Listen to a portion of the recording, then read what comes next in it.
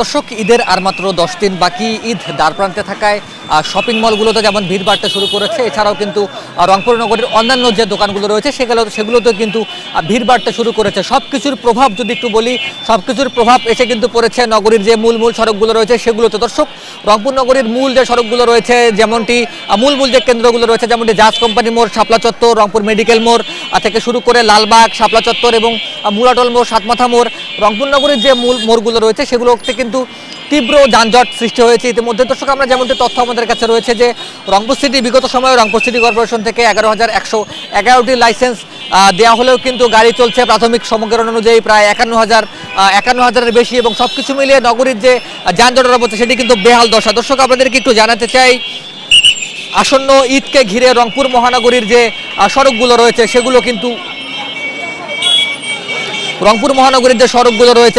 কিন্তু বেশ ব্যস্ততায় পরিণত হয়ে গেছে। আমরা দেখেছি যে এখানে যারা আইনশৃঙ্খলা বাহিনী রয়েছেন এবং রাস্তাঘাট যারা সড়কে যারা দায়িত্ব নিয়ে আসলে এই সড়কগুলো ট্রাফিক যারা রয়েছেন তারা কিন্তু আসলে তাদের দায়িত্ব পালন করবার চেষ্টা করলেও কিন্তু আসলে হিমশিম খাচ্ছে। কারণ রংপুর মহানগরে ঈদকে ঘিরে রংপুরের বিভিন্ন জেলা উপজেলা থেকে কিন্তু রংপুর বিভাগের বিভিন্ন জেলা উপজেলা থেকে কিন্তু নানান ধরনের অবৈধ যে অটোগুলো রয়েছে, রিক্সা রয়েছে এবং পা চালিত যে রিক্সা রয়েছে সেগুলো কিন্তু প্রবেশ করতে শুরু করেছে, এবং অতিরিক্ত যে তদারকি সে তদারকির অভাব থাকায় কিন্তু এগুলোকে আসলে কোনোভাবেই নিয়ন্ত্রণে আনা যাচ্ছে না, এবং নিয়ন্ত্রণে আনতে না পারার ফলে রংপুর মহানগরীর যে অবস্থা সেটি কিন্তু বেশ একদম যানজটে পরিণত হয়ে গেছে। এবং রংপুরে, বিশেষ করে রংপুর ডিসির মোড় থেকে শাপলা চত্বর পার হয়ে জাহাজ কোম্পানি মোড়ের যে সড়কটি রয়েছে এটির যে ব্যস্ততা, সে ব্যস্ততা যদি একটু বলতে চাই, সে কারণে কিন্তু একদম রাস্তার অবস্থা কিন্তু একদমই নাকাল। এবং বাহির থেকে যারা ঈদকে ঘিরে শপিং করতে কিংবা পরিবারকে নিয়ে আসলে কেনাকাটা করতে এসেছে তাদেরও অভিজ্ঞতা আমরা শুনেছি, তারাও বলেছে যে তীব্র যানজটের কারণে বেহাল দশা। দর্শক, আমরা লক্ষ্য করেছি যে প্রতি বছরই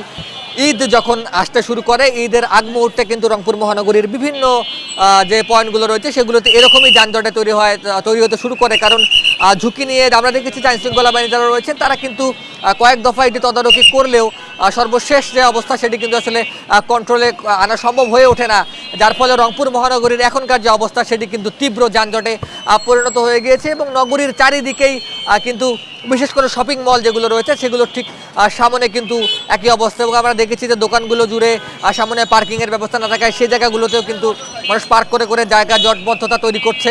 আমরা দেখছি যে অতিরিক্ত ভাড়ার লোভে অনেক মূল যে শপিং কমপ্লেক্সগুলো রয়েছে সেগুলোর সামনে অজস্র রিক্সা থেকে শুরু করে অটোগুলো অকারণ যে যানজট সেগুলো তৈরি করেছে। এবং সব কিছু মিলিয়ে যারা ব্যবসায়ী রয়েছেন তারাও কিন্তু তাদের দোকানের যে বারান্দা রয়েছে সেগুলোকে অবৈধভাবে দখল করে সেখানে পোশাকের দোকান দিয়েছে, ফলে পথচারী যারা রয়েছেন তারা কিন্তু চলাচল করতে ফুটপাথগুলো ব্যবহার করতে পারছে না এবং সড়ক ব্যবহার করতে পারছে না তারা আসলে এই যানজটের কারণে। সব কিছু মিলিয়ে নগরীর যে অবস্থা সেটি যদি আপনাদেরকে একটু জানাতে চাই, সবকিছু মিলিয়ে রংপুর মহানগরীর যে যানজটের অবস্থা সেটি কিন্তু বেশ তীব্র আকার ধারণ করেছে। তবে আইনশৃঙ্খলা বাহিনী এবং সাধারণ মানুষ যারা রয়েছেন তারা যেমনটি প্রত্যাশা করছেন যে ঈদ পেরোলে হয়তো এই পরিস্থিতি শান্ত হতে পারে। তবে ভোগান্তি কমাতে অনেকেই অনুরোধ করছে যেন আইন শৃঙ্খলা তদারকি বাড়ানো হয় এবং লাইসেন্সবিহীন যে অটোগুলো রয়েছে সেগুলোকে যেন নগরে প্রবেশ করতে দেওয়া না হয়। দর্শক, ধন্যবাদ।